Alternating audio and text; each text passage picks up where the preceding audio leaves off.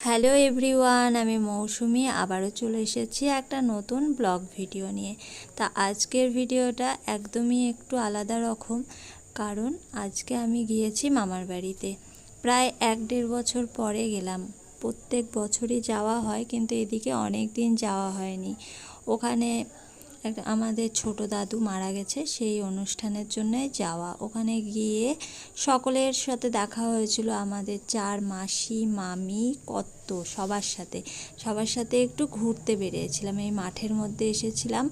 এই যে দেখো, একটা মাসি আসছে ওই জমি থেকে লাফা তুলে নিয়ে চলে আসছে এই যে হাতে করে। আর এক মাসি আমার কি করছে দেখো, এখান থেকে আবার একটা তক্তা তুলে নিয়েছে, পিঁড়ি বানাবে, বাসন মাজবে ওই পিঁড়িতে বসে। তাই এক আধজন এক আধ রকম ও যে যা পাচ্ছে সেটাই করছে। আর এখানে একটা হনুমান মন্দির আছে, সেই হনুমান মন্দিরে গিয়ে ঠাকুরেরও দর্শন করে নিলাম।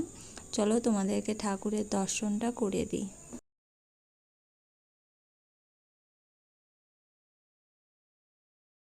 ঠাকুর দর্শন করে সবার সাথে গল্প করতে করতে চলে আসলাম মামার বাড়িতে। আর মাসি এই যে বড় একটা কোল্ড ড্রিঙ্কসের বোতল নিয়ে বসে পড়েছে। মামার ছেলেকে অনেক ঠাট্টা ইয়ার্কি করলাম যে এই ঠান্ডা খাওয়া, এত গরমে কিছু খাওয়াবি নি এইসব বলছিলাম। তখন একটা ঠান্ডা নিয়ে এসে দিল, দিয়ে ঠান্ডা খাচ্ছিলাম। খেতে খেতেই মার বাবা চলে এসছে। এই যে মা এসে এখানে দাঁড়িয়ে আছে, মাসিকে বোতলে করেই ঢকঢক করে মেরে দিল ঠান্ডা। তারপরে আবার মাকে বললো যে এই নে নে খা, বলছিল। তার আমি একটু ভিডিও করছিলাম। আমার মেজো মামি আবার বলছে যে দেখ, মায়ের খাওয়ার ভিডিও করছে। আমি বলছি তুমি খাও, তোমারও ভিডিও করব।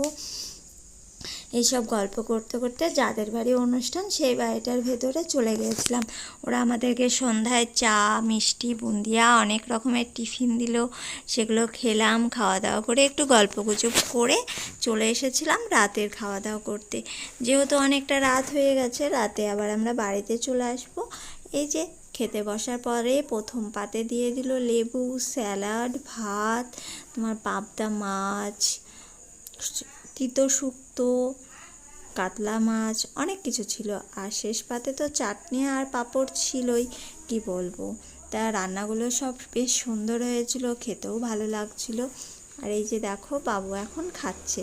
সব কিছু খাওয়া দাওয়া করে বড় মামার ঘরে গিয়েছিলাম। মামার মেয়েদের সঙ্গে গল্প টল্প করছিলাম। অনেক দিন আগে দেখা হয়েছে, দেখাই হয়নি। তোমাদেরকে তো প্রথমেই বললাম প্রায় 1.5 বছরের বেশি হয়ে গেছে এখানে আসা হয়েছিল না। তাই বাড়ি আসতে সেরকম মন চাইছিল না, মনে হচ্ছিল যে গল্প করে যাই, এখানেই থেকে যাই। কিন্তু বাড়িতে তো যেতেই হবে, থাকলে কি হবে। তাই আবার বাড়িতে যাওয়ার জন্য করে গল্প করে বাড়ির দিকে বেরিয়ে পড়েছিলাম। সে কিছুতে আসতে দিবে না। মামা মামি দিদি বোন ওরা সবাই বলছিল থেকে যা, আজকে রাতটা থেকে যা, কালকে যাবি, অনেক থাকার কথা বলছিল। কিন্তু তাও চলে আসলাম। আসার সময় তো আর একা আসিনি, মামা মামি এসেছিল, মা বাবা, আমি, বাবু, তোমাদের দাদা ভাই, সবাই মিলে চলে এসেছিলাম। তা চলো আজকের ভিডিওটা এখানেই শেষ করছি।